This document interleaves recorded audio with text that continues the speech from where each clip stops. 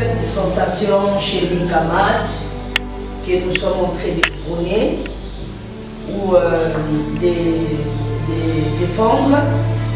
Il y a le programme messianique, il y a le programme Emer Kamat et le programme de la patrie sacrée Kakongola. Kamat, c'est le nom que nous appelons notre continent. Les anciens avaient appelé ça Kama. Et nous croyons que Kama pourrait reprendre ses forces que par la loi de la Mat. Voilà pourquoi nous avons dit Kamat. Et dans notre manière d'écrire ça, on met H à l'intérieur, c'est pour distinguer, pour faire un peu la différence de l'appartenance, que c'est vrai, nous prenons la pensée ancestrale de nos ancêtres valeureux du Nil, mais pas exactement comme ça a été fait, qui a été fait justement là-bas. La raison pour laquelle nous avons perdu notre territoire et qu'aujourd'hui notre territoire appartient à des Arabes, un autre peuple qui n'est pas nous. Et donc pour que nous puissions récupérer justement tout cet héritage-là, nous avons appelé ça la patrie sacrée Kakongola.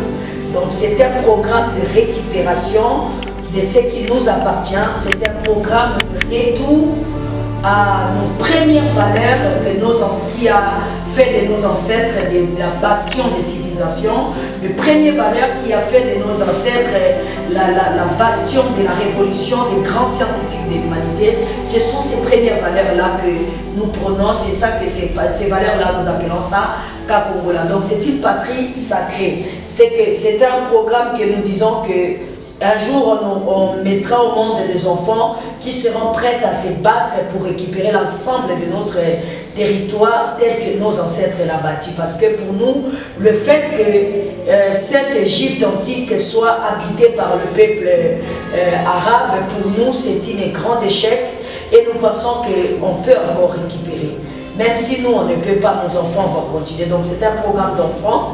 Comment nous sommes en train d'élever des enfants dès leur naissance, à savoir comment récupérer ce qui leur appartient, se battre jusqu'à reprendre le commande. Voilà, c'est le programme là Kakongola.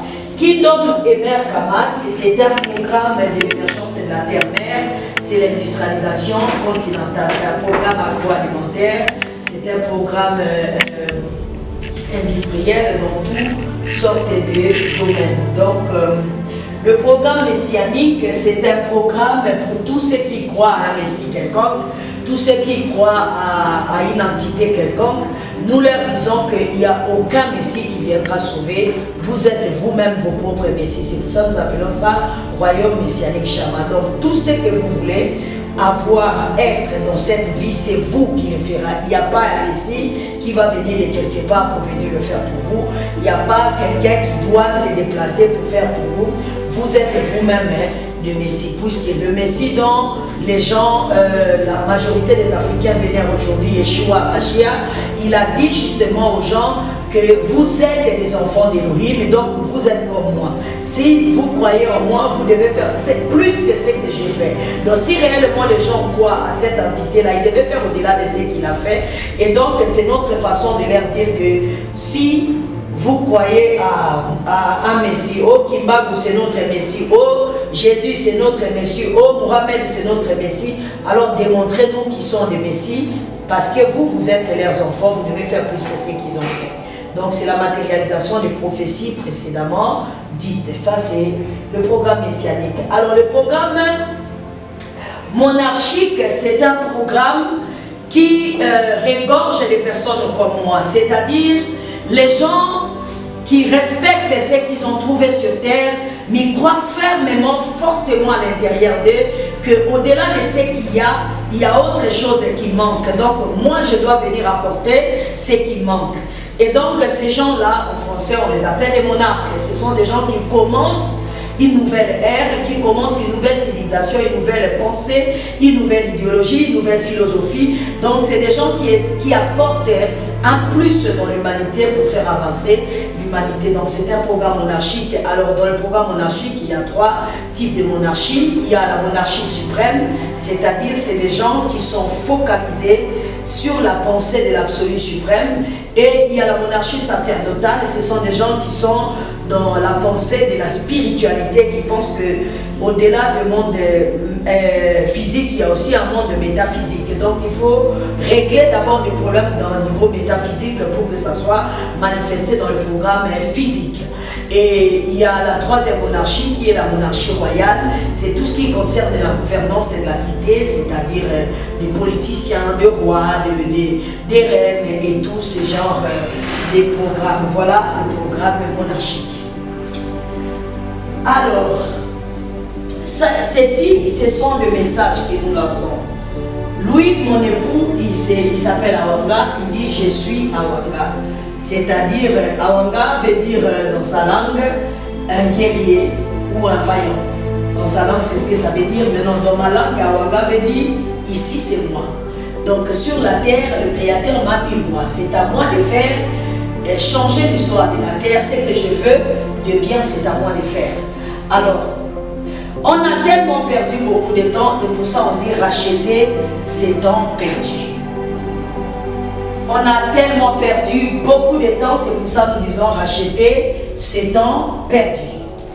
Et qui peut racheter un temps perdu? C'est une âme générationnelle.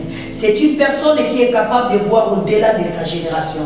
Donc il commence quelque chose, il sait que c'est que moi je commence là, ce n'est pas moi qui le finira, mais il y a d'autres générations qui viendront après moi, qui va achever. Donc c'est des personnes qui voient 1000 ans à venir, 2000 ans à venir, qu'est-ce que l'on dira ou qu'est-ce qui se passera dans ce que je commence aujourd'hui. Et donc, pour que tu puisses être une âme générationnelle, tu dois être capable d'allumer ta propre menorah. Menorah, c'est ce que nos ancêtres faisaient lorsqu'ils priaient, ils allumaient le feu dans des huiles comme ça. En hébreu, ça s'appelle menorah. Il est temps que nous puissions allumer notre propre menorah. Alors, tout ça là est possible que lorsque nous allons construire notre propre maison, au lieu d'aller dans des religions des autres, là nous sommes en train d'utiliser leur langue pour parler parce que dans l'Afrique, on n'a même pas une langue commune qui nous appartient. C'est pour ça que nous disons construisons notre propre maison.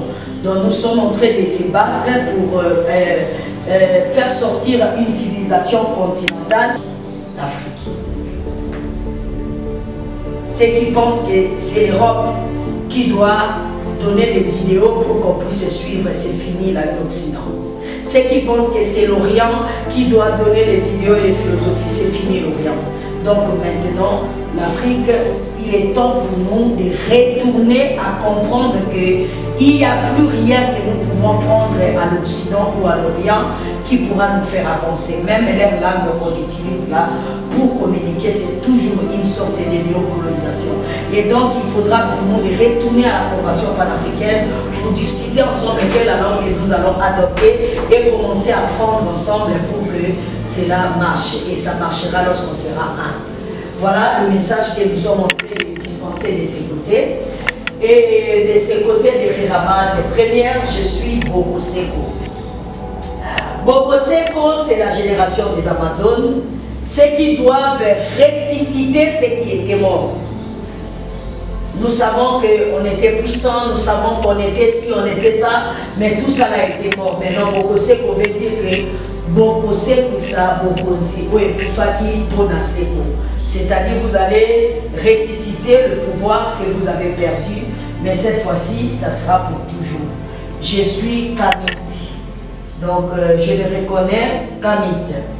Alors, étant donné les Kamites, nous avons tout perdu. Pour reprendre tout, il faut devenir une famille. C'est pour ça que dans ce message, il y a un arbre. Nous avons un continent en commun. Nous avons les ancêtres en commun. Même si ici nous sommes divisés dans des religions, dans des philosophies, dans des pensées, dans des idéaux. Mais nous devons réformer cette famille-là que j'appelle Afrikamad, c'est-à-dire la famille des affranchis, des hommes et des femmes qui ont été libérés de toute cette division et autres. Et tout ça là, tu peux accepter de venir cette famille-là que si tu connais ta source. Voilà pourquoi nous disons quelle est ta source. Tu penses que tu es venu d'où? Tu es tombé pour Apakatabra, tu sais, non. Nous sommes sur terre parce qu'il y a une racine, il y a une source d'où nous venons. Et ça, nous disons retour. Il est temps pour nous de retourner à nos origines authentiques, valeureux bien sûr. Je ne parle pas ici qu'on doit retourner à nos ancêtres, même quand on sait que ça ne marche pas, il faut que ça soit nos ancêtres. Non, ce n'est pas de ça que je parle. Quand je parle de retour, je parle de retour à des vraies valeurs que nos ancêtres ont prônées hier. Et cela nous apportera véritable réveil spirituel. Parce que tout ça est possible que lorsque on serait réveillé. Et pour se réveiller, il faut que nous puissions bâtir notre propre pyramide. C'est-à-dire, ici vous voyez le visage de quelques personnes, tout le monde n'est pas là. Ce sont des hommes et des femmes qui ont cru à ce que j'ai dit. Et chacune d'entre elles est comme une bloc de pyramides qui est en train de constituer cette nouvelle civilisation que nous sommes en train de prôner. Et cela est possible que lorsque nous respectons la loi de la grand-mère que nous appelons la Mahdi.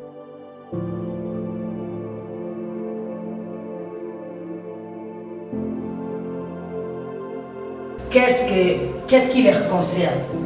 Qu'est-ce qu'eux doivent faire pour le retour au concert des nations? Et ici, nous parlons de la reine des Midi, c'est-à-dire quelle est la partition de la femme dans cette restauration ou encore dans cette renaissance panafricaine. Et il y a la panafricanité, identité. Nous sommes en train de parler que nous devons comprendre que la race mère, où que nous soyons, qui que nous soyons, nous avons tous le même problème. Et tant qu'on ne comprendra pas ça, c'est un problème. Nous devons nous mettre ensemble parce que ce n'est que de cette façon qu'on pourrait réussir. La couronne d'Afrique, c'est un programme agroalimentaire parce que l'Esprit nous a dit le monde entier va entrer dans la sécheresse comme c'était l'autre fois. L'Afrique a nourri le monde de l'autre fois comme la Bible nous l'explique. Cette fois-ci, l'Afrique va encore nourrir le monde. Donc il faut qu'on commence le programme agroalimentaire. C'est ce que nous appelons la spiritualité du développement. La porte du retour à Kama, c'est ce que nous appelons Émirat hébraïque. Donc nous parlons à tous les Hébreux, bantous, de se mettre ensemble parce que ce n'est que de cette façon que nous allons retourner dans notre terre-mère et bénéficier de toute cette grâce, tout ce que nous avons ici comme richesse. Et Moïse Eni Kamat University, c'est l'école de la spiritualité, là où nous enseignons toutes ces choses que nous avons reçues de l'esprit. La spiritualité chez les Kamat, c'est ce que je venais d'expliquer précédemment là-bas, c'est une nouvelle dispensation. Donc voilà, je suis Boko Seko et Likia Moïse.